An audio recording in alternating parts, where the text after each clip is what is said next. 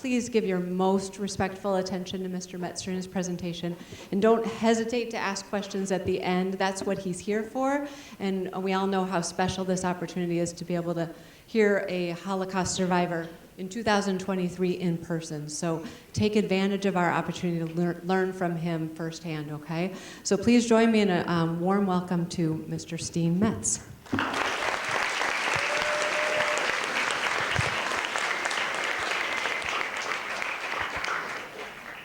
Thank you very much, and good afternoon, everybody. Can you hear me in the back? Terrific. A few years ago, I made a presentation to middle school, 8th grader.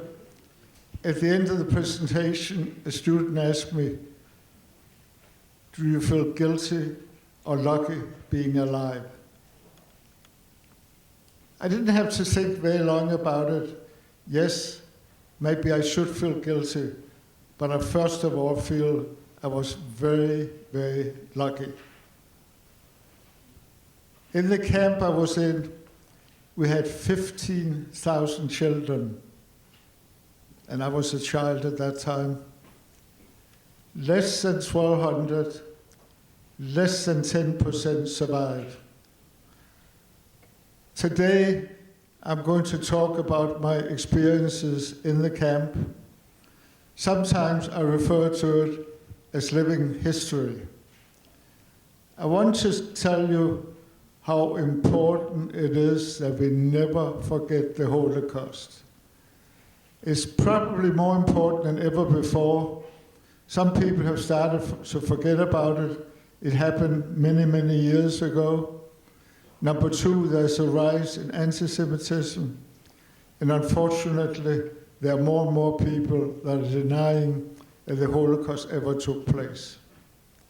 You're going to be the last generation that will have an opportunity to listen directly to an eyewitness. And everywhere I speak, schools, synagogues, libraries, churches, I ask each person present, please be my ambassador, talk to at least 4 people, family, friends, tell them you know that the Holocaust took place because you listened to an eyewitness. I don't know why people are denying that the Holocaust ever took place. I wish I would meet somebody that denied the Holocaust ever took place. To my knowledge, the Holocaust, the historical event, has been documented better than any other historical event. I wrote a book, and I have a copy of it here, and I'm going to donate a copy to your library, A Danish Boy in Theresienstadt. There's only one reason why I want to talk about my book, or normally it would be a slide of the book. I want to make sure that future generations like yourselves will always remember that the Holocaust took place. I'm from Denmark originally, and normally we would have a slide here of Denmark, and I want to go back a long, long time. April the 9th, 1940, I was almost 5 years old. Nazis, Hitler, invaded Denmark by land, by sea, and by air. And even though I wasn't even 5 years old, I can still remember, and I can still see the German airplanes flying over what seemed to be very close to the roofs of many, many buildings. Denmark was not prepared for one simple reason. We had signed a non-aggression pact with Hitler and the Germans. Hitler had also signed a non-aggression pact with 20 other countries in Europe. The Nazis invaded every one of those countries. The battle didn't last very long in Denmark. We were not prepared, and there was no way we could battle the big war machine from Germany. I'm very surprised when I look back that the situation, the first 3.5 years, were relatively normal. Certainly normal compared to other occupied countries in Europe. As an example, in Denmark, the king continued to rule, the government continued to govern. This would not have been the case in other occupied countries. If I had lived, as an example, in Poland, I would not have been able to go to public school. Can you imagine? Hitler and the Germans took the human rights away from the Jews for one simple reason: happened to be born Jewish. I consider this the ultimate form of discrimination. So why were conditions relatively normal in Denmark, certainly compared to the other countries? A number of reasons, but I believe the primary reason is the fact that we used to export food products, bacon, cheese, eggs, butter, to Great Britain, our greatest ally. Now we were forced to ship products down to Germany, and we also fed the troops, the German troops, in Denmark. At that time, we only had 8,000 Jewish people in Denmark. We had a total population at that time of about 4.5 million people. Most of the Jewish people, well over 90%, lived in the northeastern part of Denmark, around Copenhagen, the capital of Denmark. I lived outside of Copenhagen, in the middle of the country, in a town called, I call it Odense, you may call it Odense. I told you earlier that King Christian X, he was able to continue to rule, and he would actually ride on his horse every single morning, all by himself, no bodyguards around him. In other countries with royalty, like Norway, as an example, in the Netherlands, the royalty fed their home countries. They went to Great Britain, or some of them as far away as Canada. I mentioned earlier that the Danish government was able to continue to govern, and that was also a very, very unique situation. There were some limitations. As an example, they couldn't hire any Jewish people. Things changed drastically in the fall of 1943. At that time,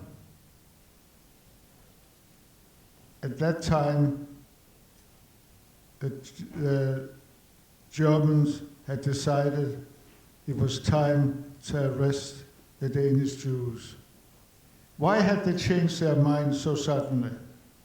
It had actually built up over several months, maybe the last year. Young people, some of them actually high school age, mostly students, colleges, universities.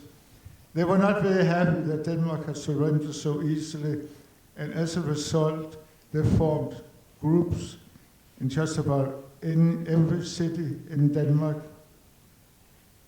Their main mission was to make sure that products, not only food, but any other products manufactured in Denmark for the Germans, would not reach Germany.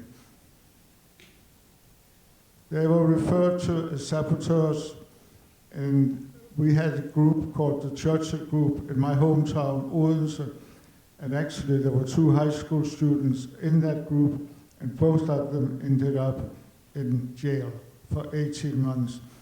It was a very, very risky operation, and some of them lost their lives. Excuse me just for a second, I'm just losing my thought. As a result of stopping products reaching Germany, they would bomb rails, they would bomb rail cars, and they actually sunk the Danish fleet so the Germans couldn't use it. They were so successful in achieving their goal that the German commandant went to the Danish Prime Minister, told him this had to stop. You have to arrest the young people, the saboteurs, and you have to sentence them to death.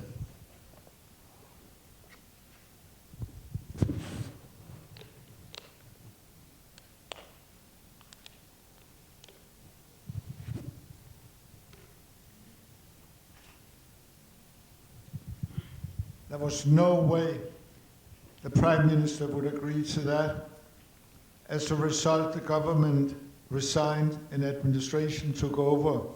And that became the start of what we call the final solution, the roundup of the Danish Jews. Once again, we had a very unique situation in Denmark. A leading Nazi officer with close ties to Denmark found out about the arrest date. We're talking about late September, early October 1943, leaked the word to the Jewish congregation in Copenhagen. And as a result, word got around very, very fast.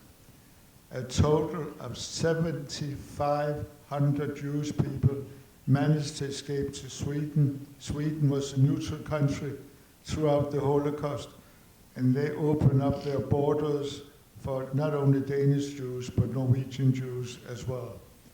We lived in the middle of the country,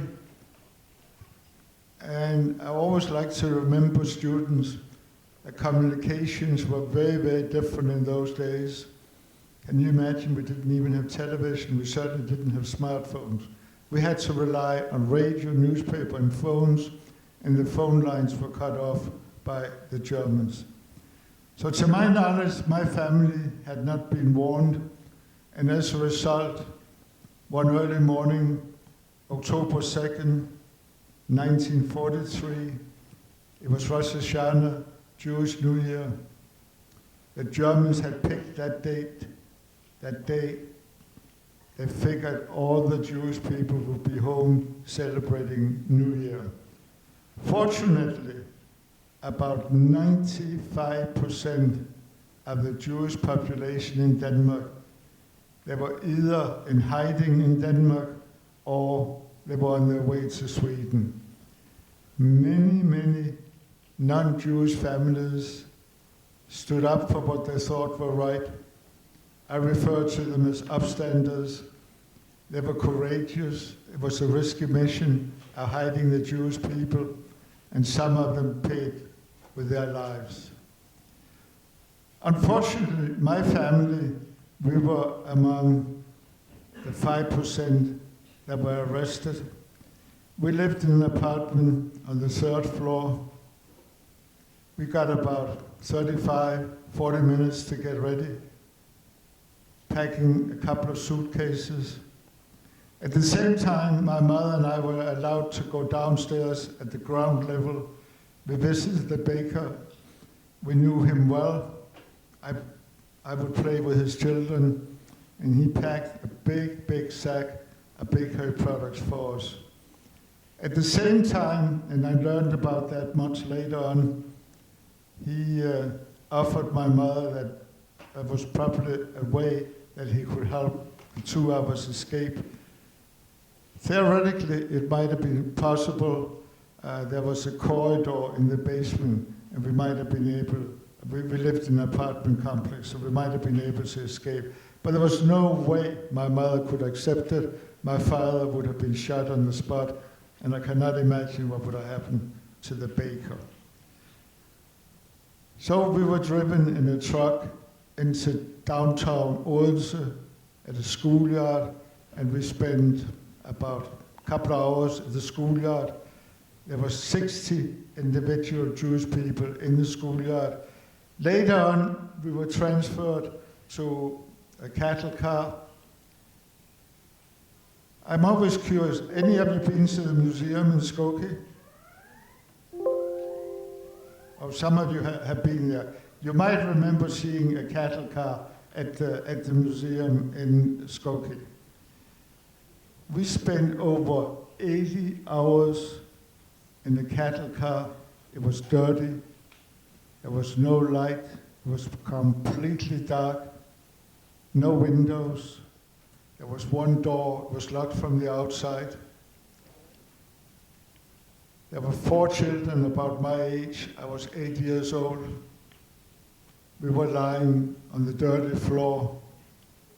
The adults had to alternate between sitting and standing for well over 3 days and 3 nights. They didn't feed us.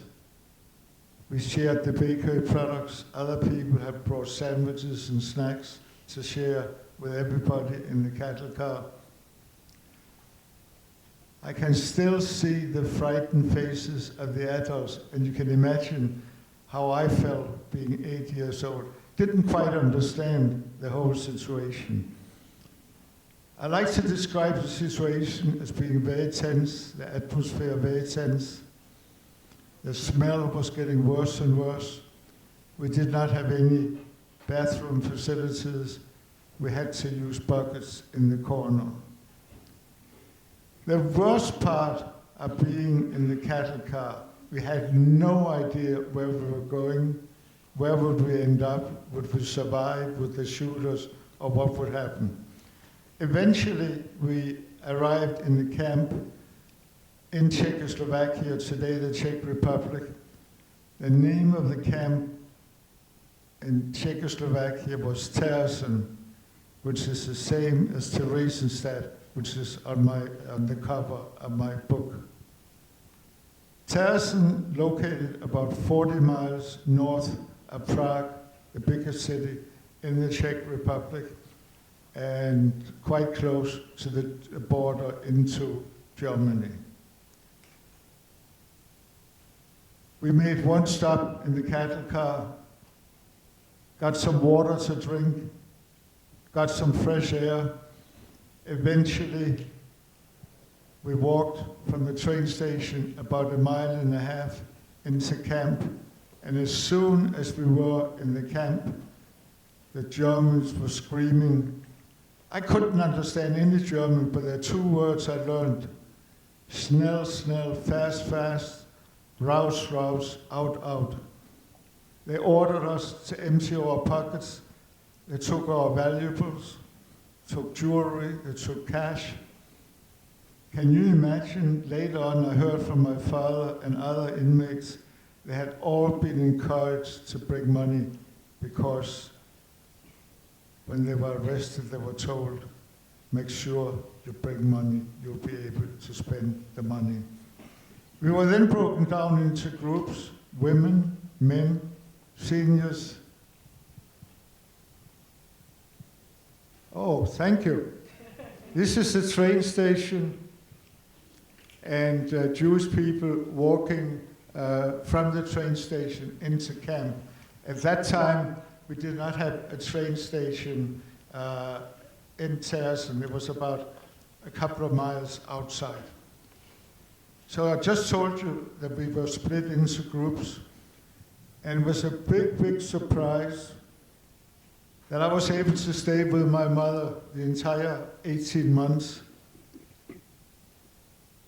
It was very unusual. I was 8 years old. There were other children staying with their mothers, but most of them stayed in dormitories with other children.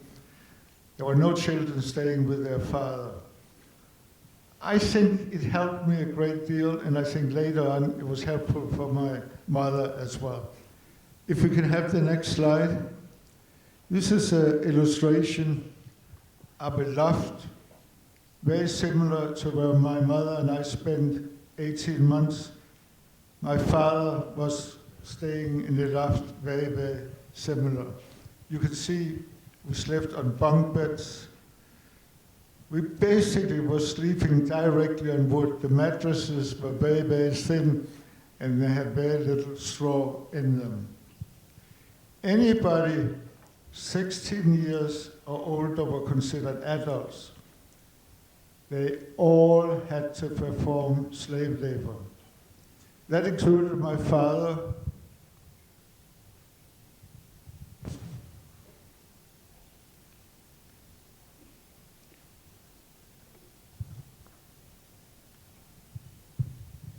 He was an attorney. He was used to office work. He was used to litigating in the courthouse, and suddenly, in the beginning of the winter, he was exposed to road work, heavy road work. They had no choice. They ordered them to perform road work. Others were a little luckier. They became plumbers or carpenters. Some people would sew uniforms. But the more I think about it, the more unfortunate I think my father was. He was not used to manual labor. Later on, I found out from a young man who worked in the same group that my father had been whipped and kicked when he didn't perform the tasks that the Germans had scheduled for him on a very arbitrary basis. My mother told me that he lost half his body weight. He ended up in infirmary. They had very competent doctors, nurses, inmates from many different countries. They tried to save my father, but they were not able to do it. They just didn't have the medical supplies they needed. After less than 6 months in the camp, my father passed away, clearly from starvation, hunger. Been married to my mother for less than 10 years. The death certificate issued said he died of pneumonia.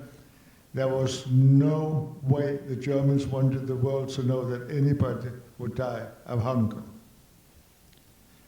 To my knowledge, my mother was not physically abused, but I call it mentally abused, and she was mentally abused on a number of occasions.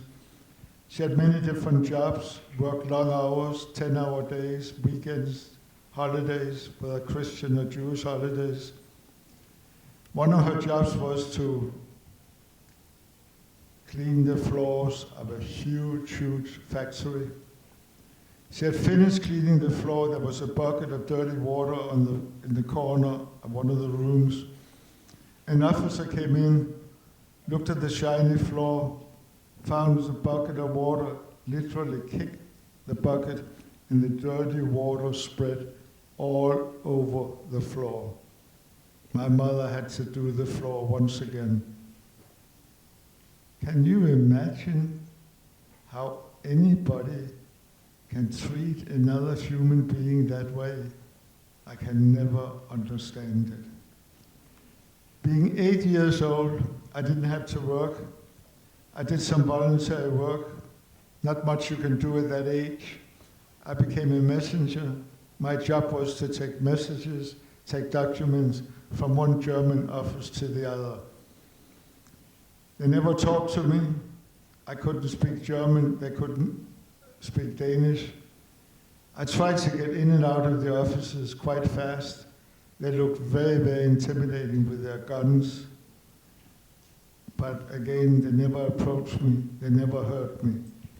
So one day, after working late in the afternoon, I was on my way back to the barrack. Past the kitchen, at the end of the kitchen, I saw some big sacks of raw potatoes. I looked around to make sure nobody was watching, and took a couple, yes, I was stealing, took a couple of raw potatoes, put them in the pocket, and my mother and I were able to share the raw potatoes later on that evening. We needed all the help we could get as far as food was concerned. At breakfast, we got substitute coffee. It was more boiled water than coffee, and about half a loaf of bread with margarine, and we had to share the half a loaf of bread with the family for the entire week. On the next slide, you'll see us lining up. I refer to it as a soup kitchen. We spent about 30-40 minutes lining up. Potato soup, day in and day out. They called it potato soup. It was boiled water with potato peel. We tried to get to the bottom of the kettle. At least we could get some nutritious food in the potato skin. At dinner, we would line up once again. At least we would get different kinds of soups at dinner. I remember beef, barley. About once a week, we would get a typical German pasta dish, dumplings. That was supposed to be a very special treat. How were we able to survive on those meager portions? 35,000 inmates passed away, most of them from hunger, starvation. And I believe the only reason I'm able to share my experiences with you today is the fact that we started getting packages. All nations got packages from their homeland, vitamins, clothing, and first of all, food. I believe the Danes got more packages than any other nation because we had so many supporters, non-Jewish friends in Denmark, and my Jewish family from Copenhagen were in Sweden. They were lucky enough to escape to Sweden. So one day my mother is opening a package and she can't understand why it's so heavy. No special treats, no food, no clothing, no vitamins. When she got to the bottom of the package, she found 2 bricks. That's why the package was so heavy. How can anybody get satisfaction out of doing something like that? I never understand. I want to share with you another experience. I was by this time 9 years old. I'd outgrown my shoes. There was nowhere where my mother could buy new shoes. She bartered with a Czech lady. The Czech lady got some Danish food, and my mother got some new shoes, and I was able to wear them the rest of the time. Being 9 years old, I didn't realize at that time that food was like gold. If you have food, you get just about anything. I'm often asked, what did I do in camp other than lining up for food 3 times a day, working a couple of hours in the morning, again in the afternoon. I played with other children. I especially enjoyed being with some Czech children, and I was able to communicate with them. I learned the language phonetically. And we tried to play soccer. Of course, we didn't have a real soccer ball. The mothers took some old clothing, tied it together, and we would kick it around on the gravel field. So one day my friends didn't show up. I went back to my mother. I was very sad. And she said, don't worry, I'm sure they'll be back within the next couple of days. Maybe they didn't feel like playing today. She did not want to tell her 9-year-old boy what actually happened to my friends. On the next slide, please. They were sent in transport to extermination camps like Auschwitz-Birkenau. We refer to them as extermination camps. They have gas chambers, there were about 6 of them, and literally millions of inmates died in the camp. Well over 1 million in Auschwitz-Birkenau alone. So I didn't realize that they had been sent in transport. I never saw the transport while I was in camp. Unfortunately, I never saw the friends again, so I knew for sure they had been sent in transport. Can you imagine 85,000 inmates from Terezin ended up in extermination camps, and very few of them survived? I'm looking at my watch, and I want to make sure we have plenty of time for questions, so we're going to skip the next 2 slides, and then we'll go to a slide that I refer to as Happiness Returns. April the 15th, 1945, I'll never forget it. The white buses arrived from neutral Sweden. You can see the Swedish flag on the sides. It was coordinated by the Red Cross. They saved a total of 17,000 inmates from many different camps, including 450 Jews from Terezin. We had a convoy of buses between 20 and 25. They were driven by Danish and Swedish drivers. They were very courageous. It was actually a miracle they were able to drive all through Europe into Czechoslovakia and then back again. I remember we had to stop a number of times because there was some heavy bombardment going on. On the next slide, I'm showing arrival in Denmark. We have just passed the border between Germany and Denmark. Look at all the people welcoming us back. It was amazing. And you wouldn't know that Denmark was still occupied at that time.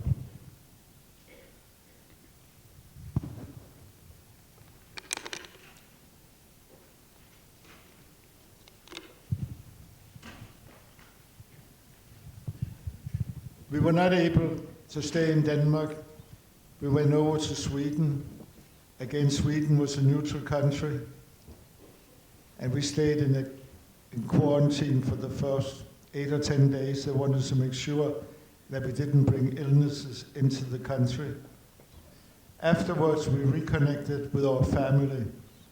If you have heard other speakers, Holocaust survivors, most of them lost most of their family. This was not the case with our family because it was such a unique situation in Denmark. It was very, very difficult in the beginning when we came back, resuming normal life without my father. But before we get to returning to Denmark, I want to show you a slide with the Danish flag. It was flying everywhere on May the 5th. On May the 5th, 1945, that was a big day in history. After 5 long years, the Germans finally surrendered. And some weeks later, my mother and I returned to Denmark. Forever grateful to General Eisenhower and the Allies for saving us, for beating the Germans. Can you imagine what would have happened if the Germans had won the war? I certainly wouldn't be sitting here sharing my experiences with you. We had no apartment to go back to. It had been rented out. We stayed with friends. We got a warm welcome. They helped us out. My friends at school helped me out. There was no official schooling in any concentration camp. But we had some private lessons. I got private lessons when I got back. And fortunately, I was able to go back to the 5th grade, reconnecting with my old classmates. I think that helped the transition period between being in camp for 18 months and then getting back to normal life. But it was hard in the beginning. As I mentioned earlier, it was hard to be without my father. At that time, I'm not so sure I appreciated that my mother became a single mother at a very young age, how difficult it was for her. Some years later, I graduated from high school, then from commercial college. And then when you live in a small country like Denmark, I wanted to go abroad, joined a Danish food company. They did a lot of business outside of Denmark. Initially, I had special training in Denmark, then I went to England, then I went to Canada, and eventually United States. I continued to work for the Danish company for a number of years, and then I joined some American food companies like Kraft and Sara Lee. I've been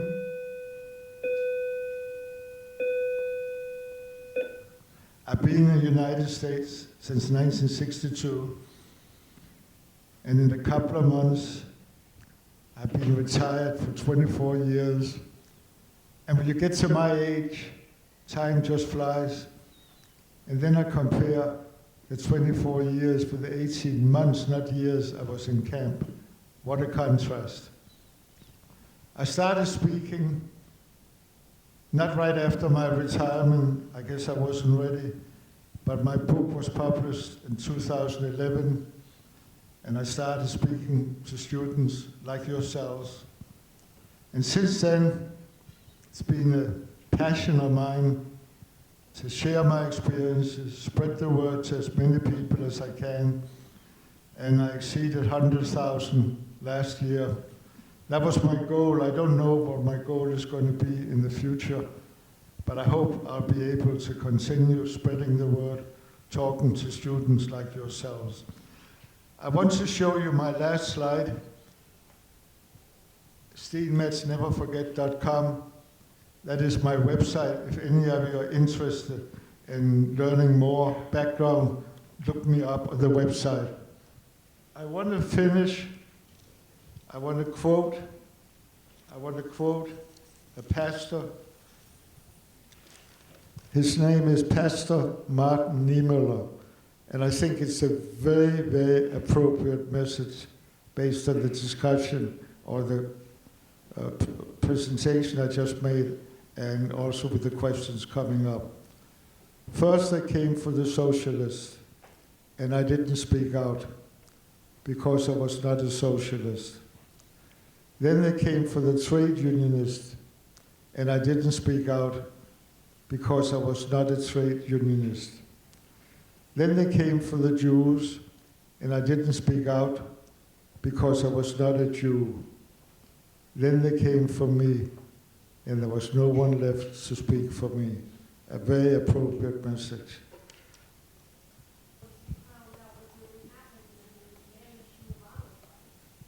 How did you handle how depressing it must have been once you learned everything to keep going in life?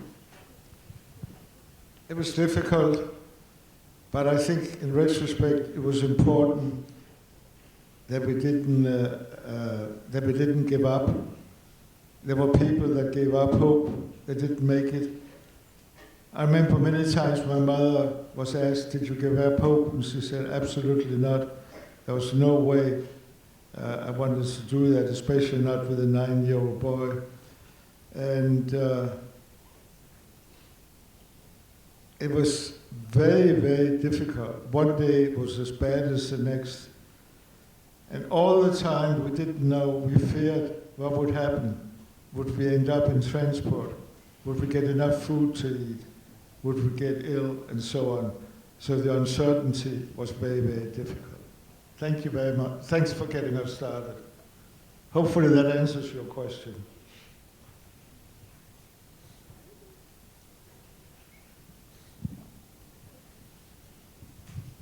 How was life like when you got back from the concentration camp?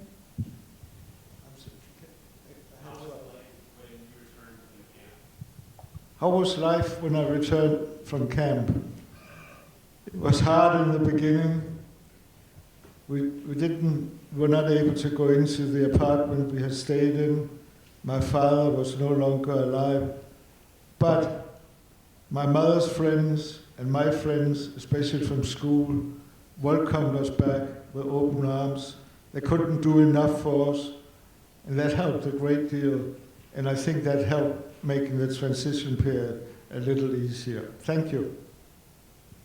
Did you ever fear practicing Judaism after the war? I'm sorry, but I'm having. Were you ever afraid of continuing to practice Judaism? Okay. Okay. I have to tell you that I was not brought up in the Jewish faith. My father and mother and I, we're Jews, but my father was brought up as an Orthodox Jewish person. My mother was not. When we lived in Odense, it was very difficult to practice the religion, the Jewish religion, because we had no synagogue and there was nowhere where we could eat, where we could get kosher food. If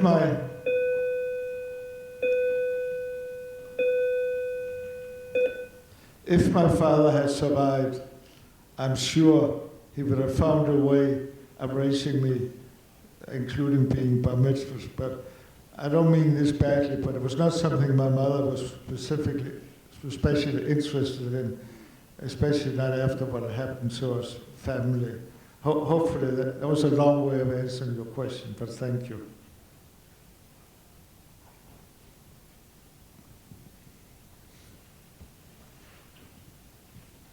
What are some things that we take for granted that were not provided for you during your time in the concentration camps? So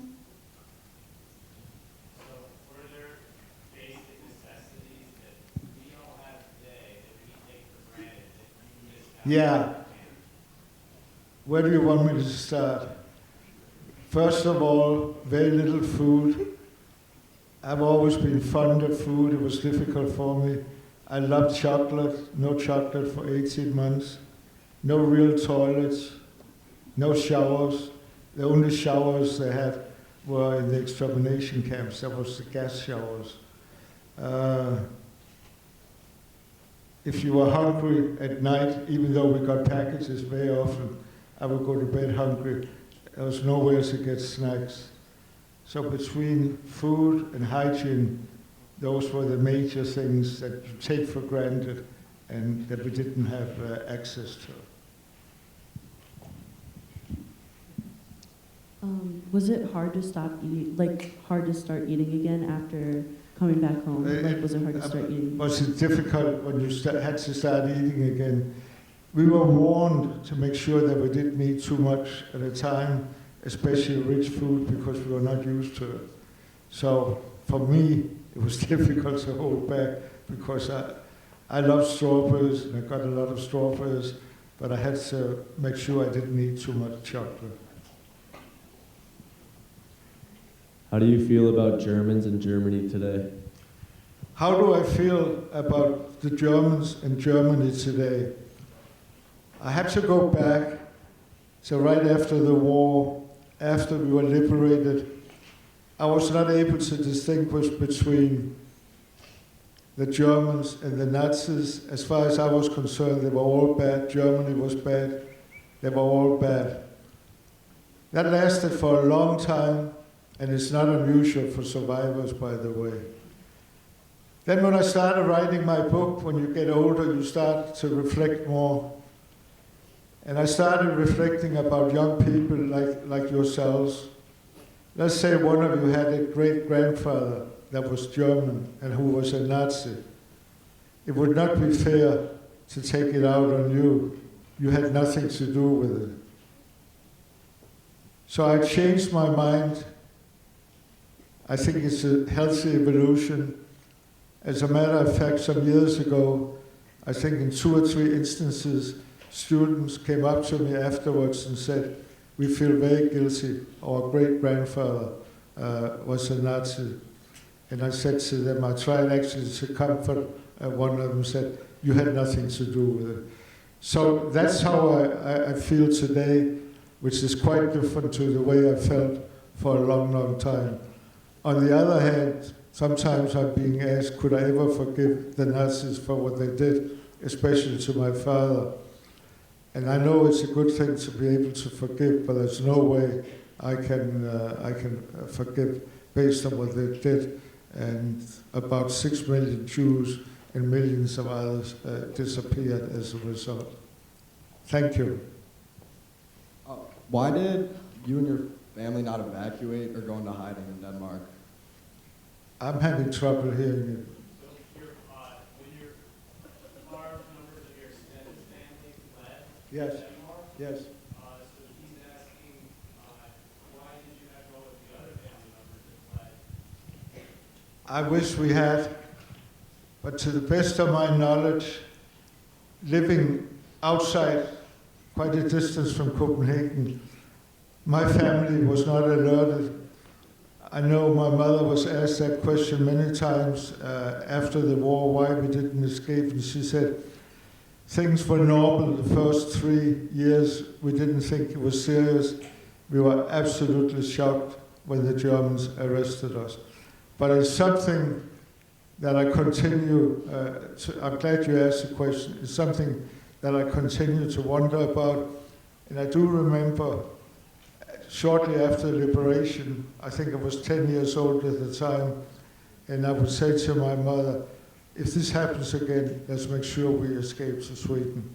Thank you for bringing it up. What's your opinion on the people who don't believe the Holocaust happened? What would I say to a person who doesn't believe the Holocaust happened? Is that the question? Yeah, for people that are Holocaust actually. First of all, I think they're absolutely crazy. If I met a Holocaust denier, he or she, I would try and accompany them down to the museum in Skokie, the Holocaust Museum in Skokie. They literally have 10,000 artifacts. And I will try and share that with the Holocaust denier. In many, many cases, there's anti-Semitism involved in the people that are denying the Holocaust. And I'll never forget, I think it was a high school student in one of my presentations some years ago said it's the same, anybody who denies that the Holocaust took place, it's the same as saying that the earth is flat. Oh, do you feel like it's made you stronger or weaker as a person? Do you feel that the experience has made you stronger or weaker? That's a good question. I don't think I'm weaker. I think I'm probably stronger as a result of it. I remember my mother would say, after we were liberated, when we came back, that I was behind academically, but I probably matured over the last, or the prior 18 months. So I think I was probably stronger. And I think I'm even stronger these days, ever since I started talking to students like yourselves. I cannot imagine going to my grave without sharing my experiences. And there are many, many survivors and liberators. They don't want to talk about it. I'm not saying they're wrong, I'm right. I have respect for both, but it's not always easy. Thank you. You have a question? Did I have any health problems when I got out of camp?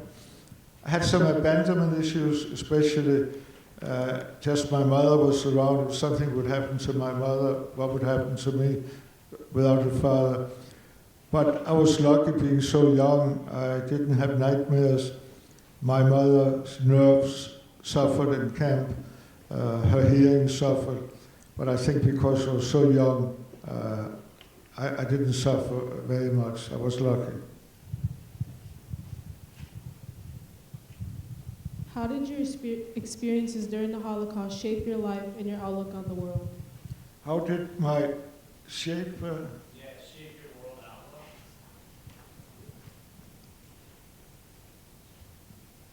I have to think about that for a couple of seconds. They're all great questions. I like to think that I'm grateful, appreciative of life. I think we all take life for granted, but when you have been near death, been in camp for 18 months, it's a different story. That's the best way I can answer your question. Thank you. I have a question. How much do you think you knew about what was happening in the camps? How much do I remember? Is that your question? Like, what's happening in the concentration camps? What do you think about the genocide? How much do you know was happening in other camps? Oh, good. Thank you. Great question. They're all great questions. I didn't know anything about what happened in other camps. Don't forget, as I mentioned earlier, communications, channel of communication was so different in those days. We didn't have access to radio, we didn't get newspapers. And I don't know to what extent my parents knew what went on outside the world, but I don't think they had much knowledge of it. Quite frankly, we were self-centered. Our job was to try and survive, and unfortunately my father was not able to survive. But that was our focus, and not as much what happened outside of camp. Thank you. Yes? I'm sorry, I can't hear you. Go ahead.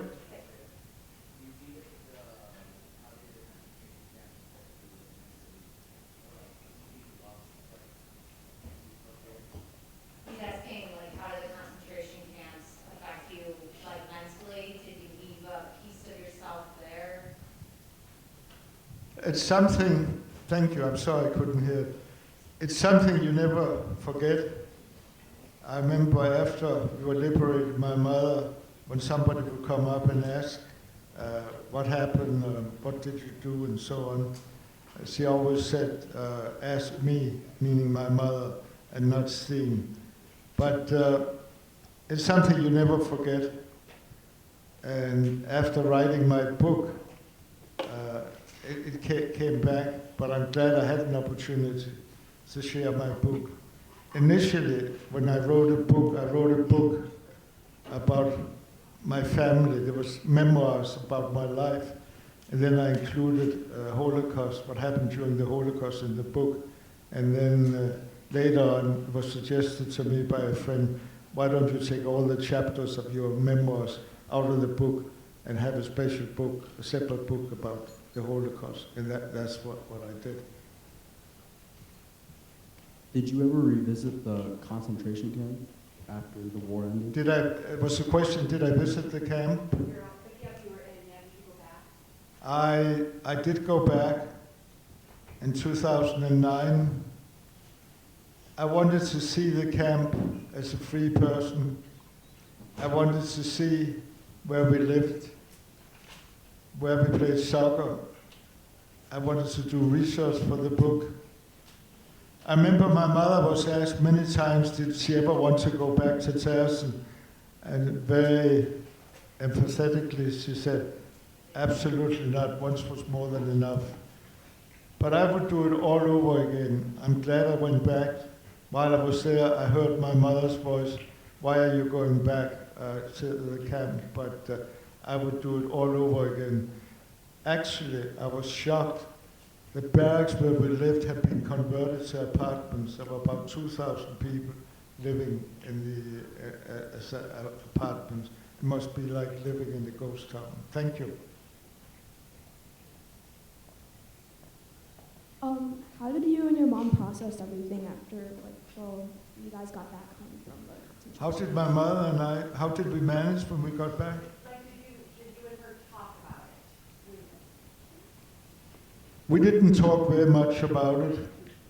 As I mentioned earlier, it's quite common. When I wrote the book, I wish I could have woken up my mother because I had several questions and I would like to have used her as a source. But I'm very lucky. She opened up a year before she passed away at the age of 90. And she was interviewed by some young journalists. And I'm very fortunate I have the material on tape, and I use some of it for my book. I use some of it for my presentation. I probably talked a little more about it to my wife. I remember, I think, the second or third date we had, I told her I was Jewish. It must have been serious because I never told anybody else about it. And then my children probably spoke a little more, and then a lot more with my grandchildren. And they all read my books, and I've been to their schools sharing my experiences. Thank you. Have you ever been in contact with any other Holocaust survivors? Am I around other Holocaust survivors? Is that the question? Have you been in contact with other survivors? Am I contact? Yes, I am. Mostly with survivors in the United States. I'm on the Speakers Bureau. There are about 50 of us at the Holocaust Museum in Skokie, and I met other survivors, and we exchanged notes. And I especially like to talk to other survivors from Tersen. And I learned from an older person that the Germans, Hitler ordered sometime in March or April of 45, make sure they eliminated all the Jewish people. And he ordered a gas chamber to be built in Tersen. And they started building it apparently early April, and we were liberated on April the 15th, and they were supposed to be operational in May. So it's very, very scary. But the basic answer is we didn't talk very much about it. If you had a chance to like get revenge for what happened to your family and to the other Jews, would you? Was there a chance to? Asking about revenge or retribution. Like if you had a chance to get revenge for what happened to your family, would you? Yeah, if you're talking about financial, I don't know if you're talking about financial. We did get from the Danish government, we did get some money from the Danish government. It wasn't nearly enough. My mother had to work, and she actually worked in a factory for a couple of years. And this may not sound unusual for you, but at that time, most housewives didn't work. Today, most housewives work. Did that answer your question? Did you have any second thoughts with the book that you wrote? And is there anything that you would like to add to your book? Are there other things you would add to your book that were not included in the first writing? I'm glad you asked that question because I actually added to my book. The original book came out in 2011.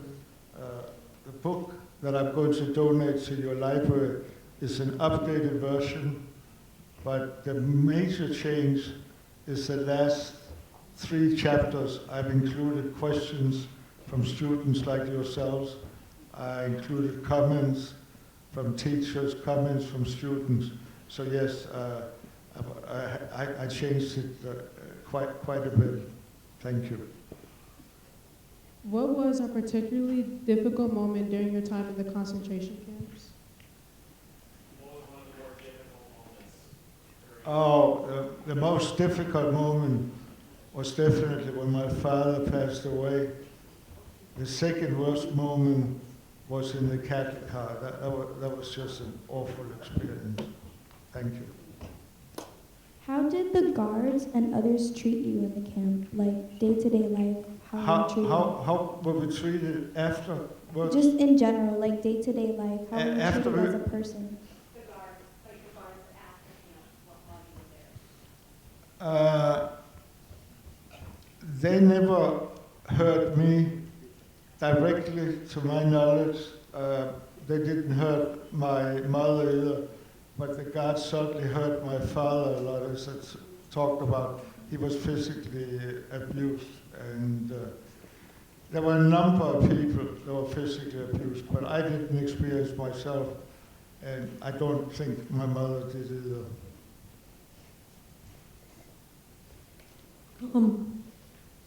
Would you say the memory of the Holocaust is more reason to appreciate the people we have around us, or more reason to resent them for the things they have done wrong? I think the question is, after the Holocaust, do I feel more grateful for being alive? Is that the question?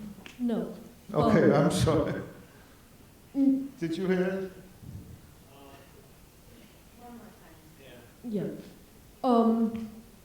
Do you think the memory is a lesson to appreciate people for who they are more, or do you feel as though because of the Germans that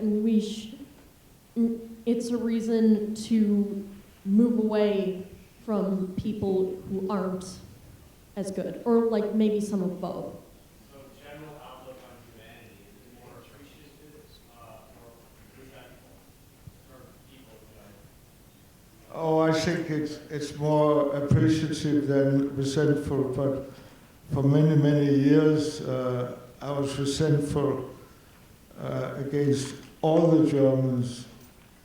Now I'm very, very resentful for the Nazis, for what they did. That's the best way I can answer your question. Thank you.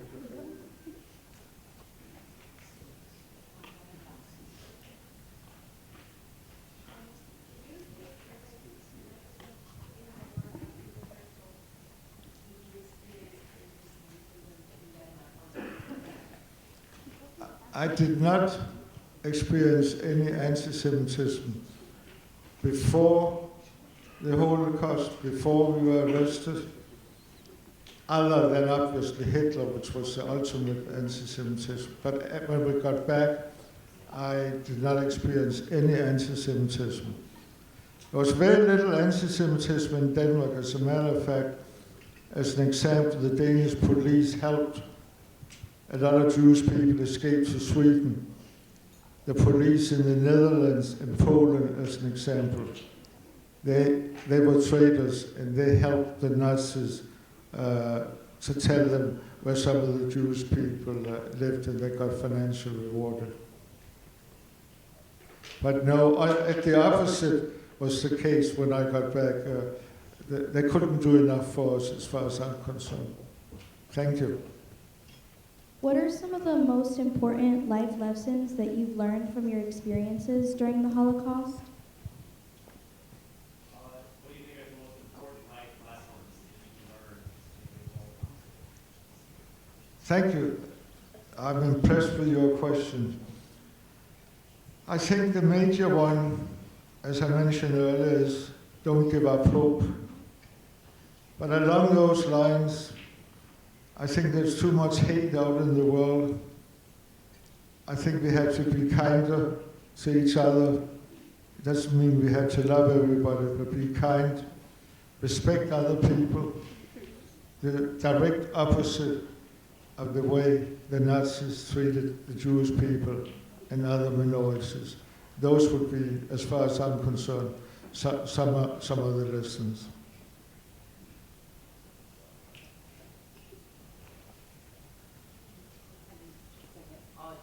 Did you ever see or hear any like high-ranking Nazis or Hitler or anything? Did you personally ever see any high-ranking Nazis? Did I ever see any high-ranking Nazis? No. I guess, I don't know whether you would call him high-ranking, but I did see the commandant in Tersen, but I don't know that you would consider him high-ranking, like Goering or Himmler as an example.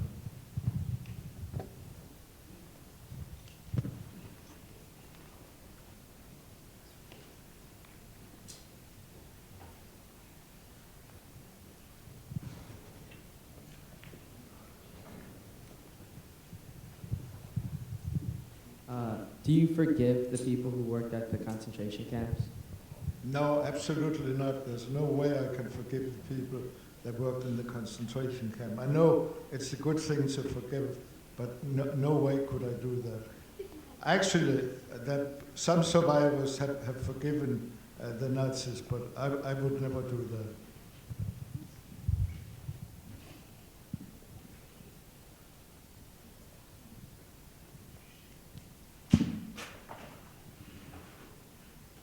How did you feel while writing the book? Were you like emotional, or were you proud that people will hear your story? How did I feel about writing the book? I got very emotional when I started writing about the Holocaust. But as I mentioned earlier, it was meant to be my memoirs for my family and close friends.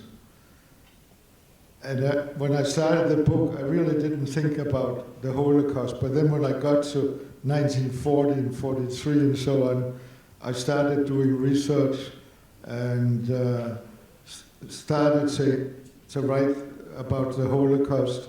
And yes, especially thinking about my father, got very emotional when I found out that my mother had talked on tapes, and I was able to get that information. On top of that, I also have the Danish government sent out a survey right after liberation, and my mother not only answered the questions, but she typed about 8 pages, and I'm very fortunate I have that, and I've used that in and partly in presentation and also in my book. Thank you. Have you ever experienced any anti-Semitism in the USA? Have I experienced anti-Semitism today? Like in the USA? I haven't personally, but I know of a lot of people that have.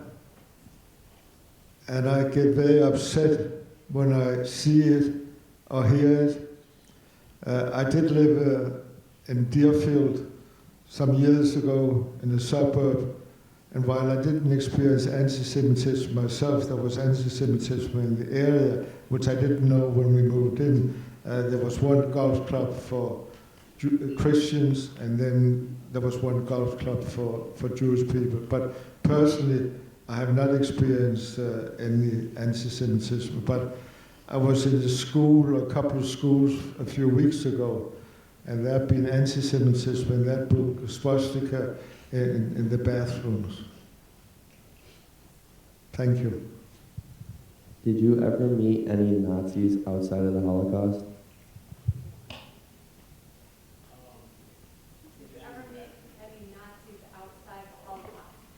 No, I never met any Nazis outside the Holocaust, except in Denmark. When we were arrested, they were at our door, and all the soldiers in Denmark, I didn't meet them personally, but I would bicycle to and from school, and I would try to make a circle so I didn't get too close to them.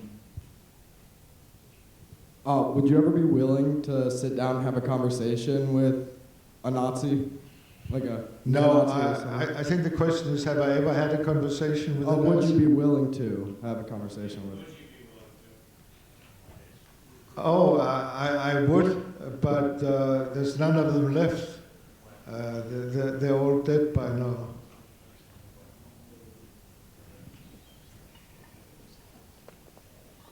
Did an officer ever help you in the concentration camps, like a Nazi? Was there anybody that helped us?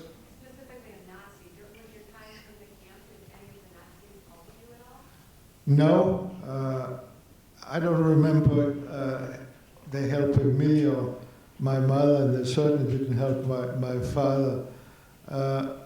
Maybe they helped some people, giving them snacks or giving them extra food. That is possible. But it would be very dangerous for the Nazis to do that if they had been discovered that they would help the inmates, the Jewish inmates in camp.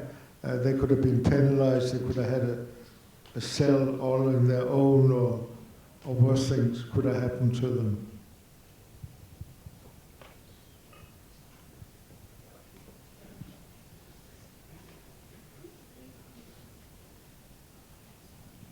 Have you ever visited any other concentration camps after the... No, the question is, have I visited any other concentration camp? No, and I have no plans to do it. I don't think I want to do that, but I'm probably getting too old now, but I could easily go back to Terrassen, but it's probably not going to happen at my age. Thank you.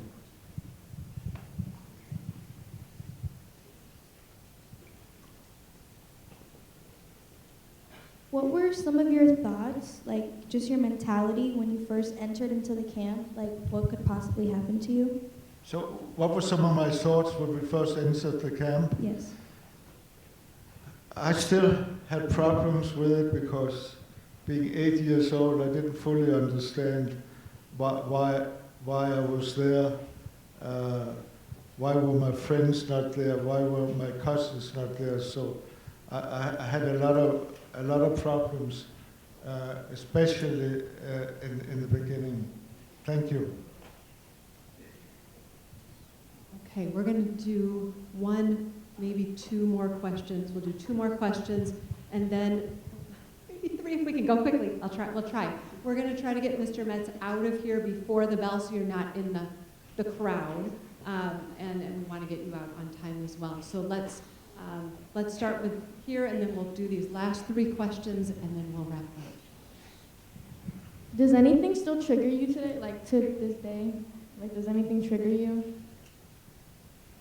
So she's asking if anything triggers you, agitates you today. Yes, if I see a picture of a Nazi, if I see what I refer to as their ugly green uniforms, when I see the Heil Hitler, which I sometimes read about, that triggers. Those would be two examples. If you could say or do anything to Hitler and he was still alive today, so you could say or do those things, what would you say or do? If I could do, I didn't get it all. If I, oh, if I could address Hitler today, oh, I would very simply go up to him or say, how could you do something so terrible? How could you be responsible for murdering 6 million Jewish people, including my father? That I would say. Maybe I would have a pistol at my side. There you go. Do you know more than 2 languages?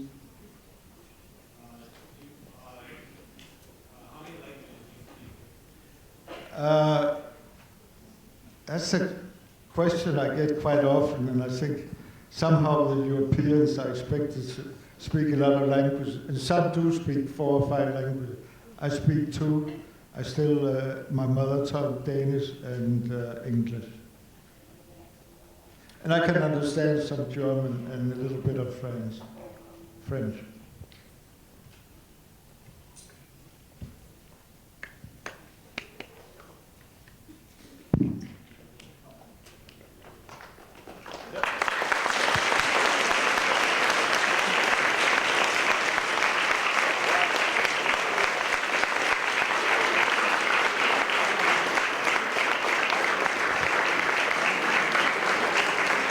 Thank you. Thank you very much, and thank you for being so engaged and so attentive. And please don't forget to spread the word to at least 4 people. Thanks again.